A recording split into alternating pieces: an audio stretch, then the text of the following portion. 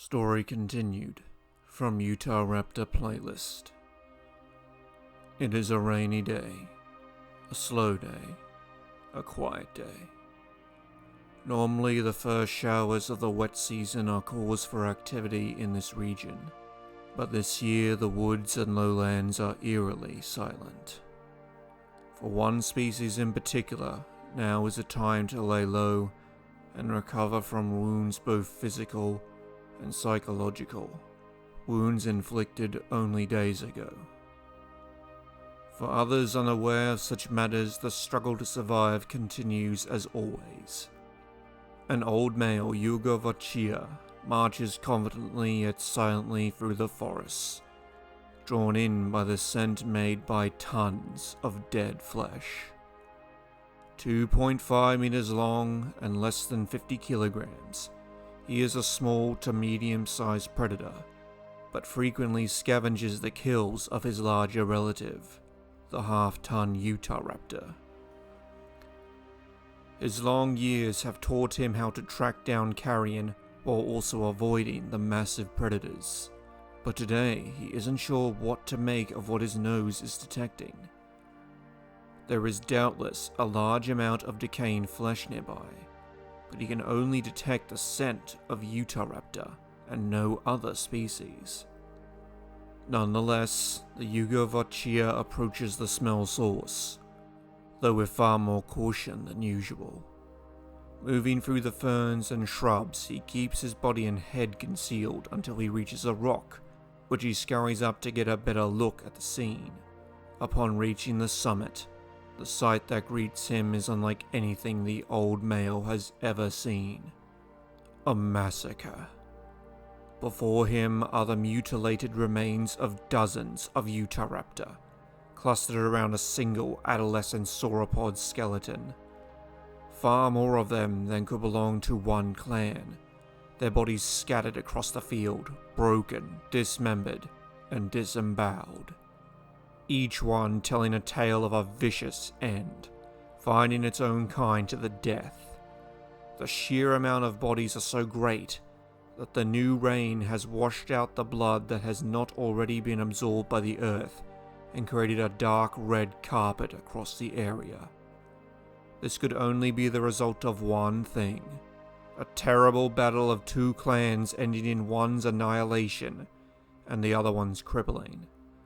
The Yurgovuchia doesn't know it, but what he sees spread out before him is the resting place of the entire Swifttail clan and the majority of the adult members of the Blades clan. A war that only lasted a few minutes, but will echo for generations. Still overcome by the sheer amount of dead Utah raptor, the Yurgovuchia sees movement both in between and on top of a few of the bodies. Other scavengers have already arrived at the site of the battle, including several other Yurgovuchia and 3 pairs of Gemini raptor. But the most numerous are the pterosaurs. Multiple species of varying sizes pick at the bodies, starting at the softer parts, such as the eyes and tongue. Checking for threats, the male Yurgovuchia leaps down from his rock and moves to the nearest unoccupied body. The sauropod corpse has been stripped to the bone, but the harvest provided by the Utah raptor bodies is almost boundless to the small dromeosaur. He goes for the underbelly and the underside of the tail, where the feathers are less covering or absent, giving him easier access to the flesh beneath. As he feeds, 2 new predators enter the field, but they do not scavenge, and mostly ignore the smaller carnivores that, out of fear, give the newcomers plenty of space. Marching across the blood-soaked site of the massacre are 2 members of the Blades. Strider and Falcon have returned to the haunting location, heads held low as they examine each and every corpse they pass. They barely acknowledge the various scavengers despite their squabbling and screeching. They are experiencing an affliction very few dinosaurs are capable of: grief. The young dromeosaurs walk together, the rain gathering on their feathers and dripping from their jaws, tails, and fingers. They stop at the location of their alpha male's body, Claymore, Falcon's father. For a long time, they stare at his body, a silent time to say goodbye. The Yurgovuchia watches them at a distance, with no clue to what they are doing. His species lives alone, and understands little of the complex social structures of Utahraptor society. Eventually, the duo move on, looking over the other fallen members of their pack. Falcon lost multiple siblings in the fight, and she spends a similar amount of time looking over their bodies as well. The only one Strider stops over is that of his brother, Roughguts. Falcon stays by his side to offer comfort, as he has done for her. As he stands there, his eyes keep wandering to another body. The body of the one who killed Roughguts, and Strider killed in retaliation. Their sister, Swifttail. No one would come to mourn her. Her pack was extinct, but despite everything, a part of Strider wanted to say goodbye. Torn by this, Strider pulls his gaze away from Swifttail's body and moves away from his brother's corpse. Falcon walks beside him, still needing his help, having lost an eye in the battle. It will be a while before she is fully independent again. The Utahraptor leave, and will likely never return to this place if they can help it. Thunder rolls in as the top predators disappear into the undergrowth, and the Yurgovuchia relaxes slightly.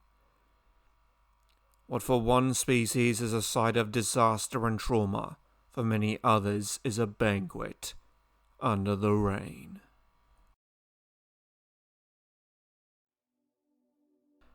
Hello fellow travellers, and welcome back. Today we will be breaking down another dromeosaur from the Cedar Mountain Formation, Yurgovuchia. The first and only remains of Yurgovuchia were discovered in 2005 in Grand County, Utah, as part of the Cedar Mountain Formation, specifically the Yellow Cat member. The fossil dated back to the Valginian stage of the early Cretaceous, between 139 and 134 million years ago. The full name is Yurgovuchia dolingi, the genus name meaning coyote in the traditional language used by the Ute people who lived in the same area the fossil was found. The species name honors the geologist Helmut Dooling for his 50-plus years of geological research and mapping of Utah. The holotype of Yurgovuchia was mostly vertebra from various parts of the body and a piece of the pelvis. This was enough to identify it as a dromeosaur. Specifically, it belonged to the Dromeosaurinae family, being closely related to Utahraptor, Achillobeta, and Dromeosaurus itself. On that note, Dromeosaurinae seems to be where species are put if their place in the tree isn't very obvious, but being closely related to Utahraptor does make a bit of sense, as they lived in the same area at the same time. The fused vertebra show it was an adult when it died, so definitely wasn't a juvenile of Utahraptor either. It is estimated to have grown to 2.5 meters in length, stood about 60 centimeters high at the hip, and weighed between 20 and 40 kilograms. It was a small to medium-sized predator, likely only targeting small prey from reptiles to mammals and birds. It lived in an environment full of early hadrosaurs, early therizinosaurs, nodosaurs, sauropods, troodontids, and other dromeosaurs, many of which would have been far too large for Yurgovuchia to take down itself, but it's possible the young of all these dinosaurs made up a fair portion of its diet. And unfortunately that's really all we know about Yurgovuchia, though it does help to fill in a gap in the predator niche between the small Gemini raptor and the massive Utahraptor. This area, at this point in time, seems mostly dominated by dromeosaurs and their close relatives, the troodontids, though we may have simply not found any remains of other large theropod groups, such as the allosauroids or the carcharodontids. My apologies for this shorter facts section. We are closing in on the end of the known dinosaur species for the Cedar Mountain Formation, and not a lot is known about quite a few of these species, unfortunately. But what do you think of Yurgovuchia? And for my question of the week, do you think there's any particular reason we're seeing a dromeosaur-dominated predator guild at this point in time in Utah? What lesser-known dinosaur would you like me to do a breakdown on next? And until then, please like, share, subscribe, and thank you for watching.